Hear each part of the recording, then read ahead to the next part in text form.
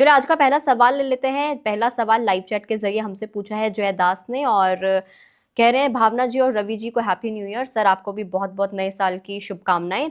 इनका जो सवाल है सेंट्रल बैंक को लेकर है। इन्होंने 30 शेयर्स खरीदे हैं 64 रुपए के ऊपर सेंट्रल बैंक, और एनबीसीसी इन्होंने 119 में खरीदे हैं 50 शेयर्स। और अब ये जानना चाहते हैं कि इनको आगे क्या करना है, बेच देना है, होल्ड करना है या फिर इनको एवरेज कर लेना है। देखिए, पहली बात है सेंट्रल बैंक में मैं कहूँगा एवरेज कर लीजिए, और एनबीसीसी में भी अगर एवरेज कर सकते हैं तो बिल्कुल एवरेज कर लीजिए, होल्ड करके रखिए। घबराने की बहुत ज़्यादा ज़रूरत नहीं दिखाई देती। इन लेवल्स पर थोड़ा करेक्शन के लिए एक अच्छा मौका करिए, ज़्यादा अच्छी स्ट्रेटेजी। विशाल लोधी जी ने पूछा है एनबीसीसी एनएचपीसी पर इन्होंने 96 रुपए पर 40 शेयर्स खरीदे हैं। पीएनबी इन्होंने 123 रुपए पर 40 शेयर्स खरीदे हैं। और ये तीसरा जानना चाहते हैं आईआरबी के ऊपर कि इनको क्या कुछ करना है। देखिए, तीनों ही शेयर आपके अच्छे हैं। पहले अगर मैं यहाँ पर पीएनबी को छोड़कर दो शेयर अच्छे हैं। एनएचपीसी आपका अच्छा है, 80 के पास चल रहा है, यहाँ पर थोड़ा सा एवरेज कर सकते हैं। पीएनबी में थोड़ा रुक कर एवरेज करें। मुझे लगता है कि एक बार करेक्शन में 5-7% का करेक्शन और देखने को मिल सकता है। और दूसरी तरफ अगर दूसरे स्टॉक देखें, आईआरबी इंफ्रा तो एक अच्छे लेवल्स पर चल रहा है, यहाँ पर खरीदारी करना चाहते हैं तो भी खरीदारी कर सकते हैं। तो मार्केट में 30% का फंड, जो मैं आपसे कह रहा था कि कितना खरीदना है वो भी इंपॉर्टेंट है, तो 30% का ही फंड सिर्फ इन्वॉल्व करिए। बहुत अग्रेसिव फंड मत डालिए, छोटा खरीदिए, थोड़ा खरीदिए, लेकिन खरीद लीजिए और मौका मिलेगा डिप पे तो और बाय करेंगे, और अगर ऊपर चला गया तो फिर प्रॉफिट बुक करने का भी मौका मिलेगा। बिल्कुल, अगला जो सवाल है वो जबीर जबीर का है। जमुना ऑटो के बारे में पूछ रहे हैं। 103 रुपए पर इन्होंने इसे खरीदा हुआ है। देखिए, जमुना ऑटो में थोड़ा सा करेक्टिव फेज देखने को मिल रहा है, लेकिन ये है कि ये स्टॉक फंडामेंटली काफी स्ट्रांग है, और इस समय जो करंट भाव चल रहे हैं इन पे थोड़ा सा सस्टेन्ड होता हुआ सा नजर आ रहा है। थोड़ा सा करेक्शन जरूर आएगा, एग्जिट होने की राय बिल्कुल नहीं है, लेकिन अभी एवरेज थोड़ा रुक कर करना है। हो सकता है आज 7 तारीख है, 12 तारीख के बाद या अगले एपिसोड तक जब आप पूछेंगे सवाल तो शायद एवरेज करने का मौका होगा। अभी फिलहाल थोड़ा सा वेट एंड वॉच रखें। बिल्कुल, अभी वेट एंड वॉच रखिए। और एक बार फिर से अगर आपको कोई भी डाउट लगता है, जब इसमें गिरावट आती है, थोड़ा सा करेक्शन आता है, तो आप अपना सवाल हमसे दोबारा पूछ सकते हैं। अगला है अवनीश चौधरी का, और ये इरडा के बारे में जानना चाहते हैं। 280 रुपए के भाव से इन्होंने 1980 शेयर्स खरीदे हुए हैं। इसके अलावा पीसीजे इन्होंने 5400 शेयर्स खरीदे हैं 18 रुपीज के भाव से। सुजलॉन इन्होंने 68 रुपए के भाव से 476 शेयर्स इन्होंने खरीदे हैं। अब ये जानना चाहते हैं कि इनमें इसको क्या करना है।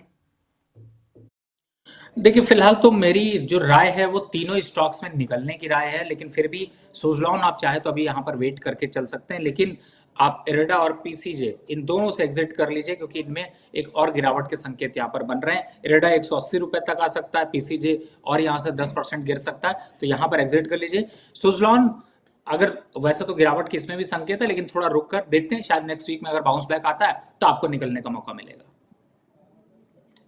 अगला जो सवाल है वो मोहित पाल सिंह का है, और डाबर के बारे में ये पूछ रहे हैं। 510 रुपए के भाव से इन्होंने शेयर खरीदा हुआ है और जानना चाह रहे हैं कि क्या कुछ गाइडेंस है सर आपकी। 490-480 के बीच में कंसोलिडेट करता है तो थोड़ा सा और ले सकते हैं, एवरेज कर सकते हैं। अपसाइड टारगेट 550 का मिलेगा, समय लगेगा, 3 महीने तक समय यहाँ पर लग सकता है। फिलहाल एफएमसीजी काउंटर का एक दिग्गज कंपनी, स्ट्रॉन्ग कंपनी, इसको होल्ड किया जा सकता है। बिल्कुल, शेयर अच्छा है, थोड़ा सा आप वेट एंड वॉच की स्थिति अपना के रखिए और एवरेज करने के लिए आप टारगेट्स का ध्यान रखिए। अगला जो सवाल है वो कृष्णा का है, और ये बुलंदशहर से हैं। इन्होंने एससीआई के शेयर्स खरीदे हुए हैं 1272 रुपए के भाव से। कोचिन शिपयार्ड इन्होंने 78 शेयर्स खरीदे हैं 1715 रुपए के भाव से। और अब ये जानना चाहते हैं इसमें क्या करना है। देखिए, दोनों स्टॉक थोड़े से करेक्टिव फेज में हैं। कोचिन शिपयार्ड की पहले बात करूं तो मुझे लगता है कि यहाँ पर बॉटम आउट बनना चाहिए, क्योंकि डिफेंस काउंटर पे और शिपिंग काउंटर पे अब बजट की एक्सपेक्टेशन शुरू हो जाएगी, तो फिलहाल अभी होल्ड कर लीजिए, थोड़ा सा और पेन ले लीजिए, 1 महीने की बात है। एससीआई पे भी यहाँ पर अगर एवरेज करना चाहते हैं 220 के आसपास, तो एक बार एवरेज कर सकते हैं। 200 के पास करेंगे और अच्छा होगा। 272 का लेवल आपको मिलना चाहिए, मुझे ऐसा लगता है मई तक आपको ये मिल जाएगा। बिल्कुल, अगला जो सवाल है, नाम इन्होंने नहीं भेजा है लेकिन व्हाट्सएप पर नियो मुझे दिख रहा है, और ये एडीएफ फूड्स के बारे में जानना चाहते हैं और इसके साथ ही ग्रीव्स कॉटन के बारे में ये जानना चाह रहे हैं कि ये एंट्री लेना चाहते हैं क्या टारगेट्स हो सकते हैं, क्या ये एंट्री लेने का सही समय है? प्रतीक अग्रवाल बिल्कुल इन्होंने आपने बताया है नाम अपना। जी जी बिल्कुल बहुत सही समय पे आपने सवाल पूछा है। मुझे लगता है भावना जी मार्केट से अभी थोड़ी दूरी बनाकर रखनी चाहिए, खासतौर से इन दो स्टॉक से तो बिल्कुल। बिल्कुल, तो प्रतीक अग्रवाल जी आपको अभी थोड़ी-सी मार्केट से दूरी बनाकर रखनी है, स्पेशली इन 2 स्टॉक से। अगला जो सवाल है वो ऋषि राज का है और ये जानना चाह रहे हैं वीबीएल के ऊपर। इन्होंने ₹525 के भाव से 550 शेयर्स खरीदे हैं। दूसरा एचएएल इन्होंने खरीदा है 4050 के भाव से। लॉन्ग टर्म का इन दोनों शेयर्स के लिए इनका व्यू है, 5 साल तक के लिए जानना चाहते हैं। देखिए ववरिन बेवरेजेस आपने सही लेवल पे खरीदा, आपके लेवल से ऊपर है, थोड़ा वेट करिए, 750 के आंकड़े मिलेंगे लॉन्ग टर्म पे। और दूसरा स्टॉक तो वैसे भी इस समय मैंने बताया कि अभी एचएएल या इस सब पे 4800 तक वेटर को सेल नहीं करना, बात कुछ देखेंगे। बिल्कुल, अगला जो सवाल है वो ब्रिजेंद्र का है और ये जबलपुर से हैं। ये जानना चाहते हैं आईडीएफसी फर्स्ट बैंक के बारे में। 551 शेयर्स इन्होंने खरीदे हैं ₹71 के भाव से। पूछ रहे हैं कि क्या करना है? थोड़ा सा एवरेज कर लीजिए, 62 और 63 के लेवल्स काफी अच्छे हैं, इन लेवल्स पर एवरेज कर लीजिए, पेशेंस रखिए, स्टॉक अच्छा है, फंडामेंटल ठीक है। बिल्कुल, फंडामेंटल अच्छे हैं। अगला जो सवाल है वो डीके बख्शी का है, नोएडा से हमसे सवाल पूछ रहे हैं। एसबीआई बैंक के बारे में जानना चाह रहे हैं। 838 पर इन्होंने खरीदा है। अब ये जानना है इनको कि आगे इनको क्या स्ट्रैटेजी इसमें अपनानी है। 720 से पहले दोबारा खरीदारी नहीं करनी, फिलहाल अभी आप होल्ड करके रखिए, मौका मिलेगा, बजट के बाद थोड़ा सा मौका मिलेगा तो वहां पर करेंगे, लेकिन हाँ किसी और के कहने पे जल्दबाजी में एवरेज अभी मत करिए, एवरेज करने के लिए थोड़ा सा वेट करिए। बिल्कुल, अगला जो सवाल है वो पूनम का है, एमपी से हमसे सवाल पूछ रही है और इस वक्त लाइव हमारे साथ जुड़ी हुई हैं। एससीआई के बारे में ये जानना चाहती हैं। 291 के भाव पर इन्होंने 100 शेयर्स खरीदे हैं। शॉर्ट टर्म का इनका व्यू है। सर क्या राय देंगे आप? फिलहाल तो एग्जिट होने की राय अगर शॉर्ट टर्म है तो, क्योंकि थोड़ी गिरावट के संकेत और बन रहे हैं। अगला जो सवाल है वो ममता मशीनरी के ऊपर है और 1 महीने के लिए पूछ रहे हैं क्या होल्ड कर सकते हैं या एग्जिट करना है? नहीं अभी थोड़ा सा वेट कर लीजिए, क्योंकि अभी इस समय अगर देखा जाए तो थोड़ा सा इस काउंटर में वापस से ट्रैक्शन लेना शुरू हुआ है, तो मुझे लगता है यहाँ पर अभी वेट एंड वॉच की पॉलिसी रखें, जल्दबाजी ना करें और थोड़ा सा स्टॉक को समय दें कंसोलिडेट होने के लिए, आगे थोड़ा सा परफॉर्म करता हुआ नजर आ सकता है। बिल्कुल, अगला जो सवाल है वो दिलीप का है। एसबीआई और टाटा पावर के बारे में जानना चाहते हैं। पूछ रहे हैं कि क्या करंट लेवल पर इसको खरीदा जा सकता है दोनों शेयर्स को? देखिए एसबीआई का वैसे भी मैंने बता दिया कि 720 से पहले अभी खरीदारी नहीं बनती। टाटा मोटर की भी बात करें तो अभी थोड़ा रुकना चाहिए, क्योंकि इस समय मार्केट में भी करेक्शन जोन दिखाई दे रहा है। मुझे ऐसा लगता है कि यहाँ से भी अभी 3 से 5% की गिरावट हो सकती है, तो फिलहाल अभी वेट एंड वॉच। बिल्कुल, अगला जो सवाल है वो सत्य आचार्य जी का है और इनका सवाल इटुडा के ऊपर है, जिसके ऊपर हम लोग बात भी कर चुके हैं। लेवल्स आपको बता दिए हैं कि 180 तक इसमें करेक्शन आ सकता है और ये 180 के लेवल छू सकता है। इसके अलावा आईआरएफसी के ऊपर भी हमने बात कर लिया है। अगला जो सवाल है इनका जेडब्ल्यूएल के ऊपर है। जेडब्ल्यूएल पे इन्होंने 564 पर 60 शेयर्स खरीदे हुए हैं। सर जेडब्ल्यूएल पर आपकी क्या राय रहेगी? देखिए जेडब्ल्यूएल थोड़ा सा यहाँ पर वीक जरूर हुआ है, लेकिन मुझे लगता है स्टॉक अच्छा है, थोड़े दिन और वेट करना चाहिए। अभी फिर कुछ भी यहाँ पर ना तो एवरेज करने की राय है, ना यहाँ पर लॉस बुक करने की राय है, थोड़ा सा वेट करिए। नेक्स्ट वीक तक में कुछ यहाँ पर जो है वो एक्टिविटी और देखने को मिल सकती है। अगला जो सवाल है इन्होंने नाम तो अपना नहीं जितेश नाम इनका है और इन्होंने लिखा है कि सर मैं ये जो शो है ये 7-8 महीने से लगातार देख रहा हूँ और आपकी सारी बातें मानने की कोशिश भी करता हूँ, लेकिन मुझे 1 साल से मैंने स्टॉक मार्केट में एंट्री करी है, लेकिन मुझे काफ़ी ज़्यादा नुकसान हो गया है, तकरीबन 5 लाख का नुकसान हो गया है। प्लीज़ मुझे इस लॉस से बाहर निकाल दीजिए। इन्होंने बहुत सारे हम लोगों को शेयर्स भेजे हैं, इसमें से कुछ स्पेसिफिक 2 या 3 शेयर्स मैं ले लेती हूँ। पहला है इन्होंने है ओला का एक शेयर लिया है, क्वांटिटी है इनके पास 62। मेंशन इन्होंने स्टॉक का नाम ठीक से नहीं किया है। एक इनके पास येस बैंक है जो इन 1000 शेयर्स इन्होंने खरीदे हुए 21 रुपए पर। एक अडानी विल्मर है जो इन्होंने 100 शेयर्स खरीदे हैं 368 रुपए के ऊपर। देखिए पहली बात तो समझिए, आपने शो जरूर फॉलो किया, लेकिन आपने स्टॉक्स को फॉलो बिल्कुल भी नहीं किया, क्योंकि मैंने कभी भी लाइफ में इस यस बैंक को तो बाय की रिकमेंडेशन नहीं दी।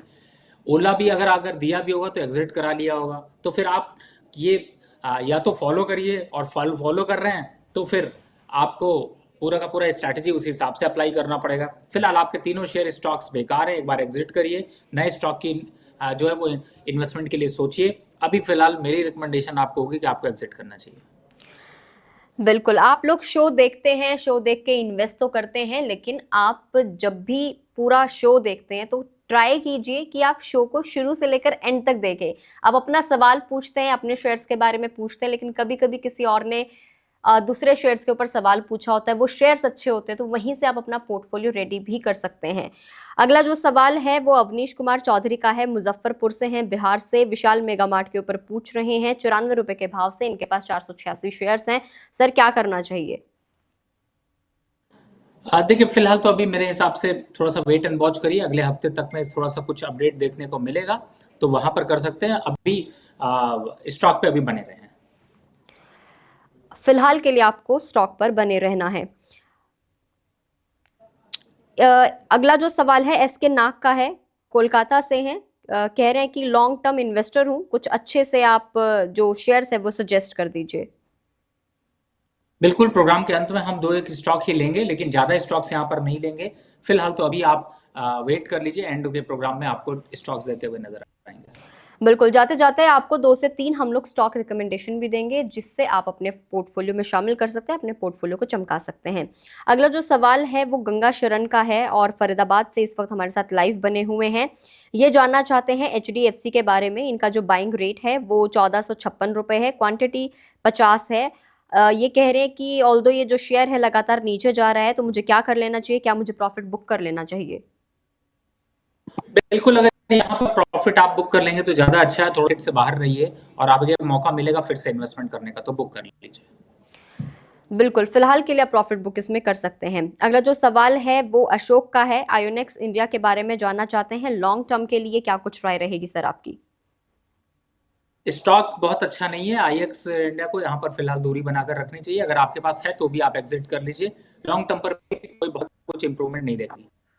बिल्कुल, अगला जो सवाल है केशव साहू का है, छत्तीसगढ़ से इस वक्त हमारे साथ लाइव बने हुए हैं। पीसीबीएल के बारे में जानना चाहते हैं कि इस वक्त फ्रेश एंट्री वो कर सकते हैं कि नहीं कर सकते हैं। 455 का रेट ये बता रहे हैं। सर पीसीबीएल के बारे में आपकी क्या राय है? 420 के स्टॉप लॉस से बिल्कुल लिया जा सकता है, टारगेट 550 तक देखने को मिलेगा। अगला जो सवाल है सतीश दुबे के बारे में है, बिटकॉइन के बारे में सर ये जानना चाहते हैं आपसे, क्या बिटकॉइन के ऊपर सर आपकी क्या सलाह रहेगी? देखिए, जिस चीज को स्टॉक मार्केट में काफी चीजें अवेलेबल है, मुझे लगता है वहां पर फोकस, और इन जिन चीजों का कोई रीच नहीं है, फ्रॉड हो सकता है, उनसे दूर रहें। अगला जो सवाल है वो जानना चाहते हैं हमसे कि 5 से 10% के प्रॉफिट के लिए इस वीक में अच्छा स्विंग ट्रेड बताइए, ताकि मुझे प्रॉफिट हो सके, क्योंकि मैं 1 लाख रुपए के नुकसान में हूं। देखिए, इस समय 5 से 10% के ट्रेड के लिए सोच पाना थोड़ा मुश्किल है, क्योंकि मार्केट ऐसी कंडीशन नहीं दे रही। अगर आप ऐसा सोच कर निवेश करेंगे तो फंस सकते हैं स्टॉक पे। लास्ट में आप रिकमेंड करेंगे उनको। बिल्कुल, अगला जो सवाल है वो है प्रमोद महेश्वरी जी का, और ये डीसीएक्स सिस्टम के बारे में जानना चाहते हैं कि क्या करंट मार्केट प्राइस पर खरीद सकते हैं या नहीं? नहीं, अभी फिलहाल खरीदारी की बिल्कुल राय नहीं है, यहाँ से अभी का करेक्शन आ सकता है, तो थोड़ा वेट एंड वॉच करें। अगला सवाल है कृष्णा का, वो एसबीसी शेयर के बारे में जानना चाहते हैं कि इसको किस रेट के ऊपर खरीदा जा सकता है? फिलहाल तो अभी खरीदारी ही नहीं बनती है, तो मुझे लगता है 1-2 वीक के बाद यहाँ पर आप क्वेश्चन पूछिएगा तो ज्यादा अच्छा होगा। फिलहाल अभी दूरी बना कर रखिए।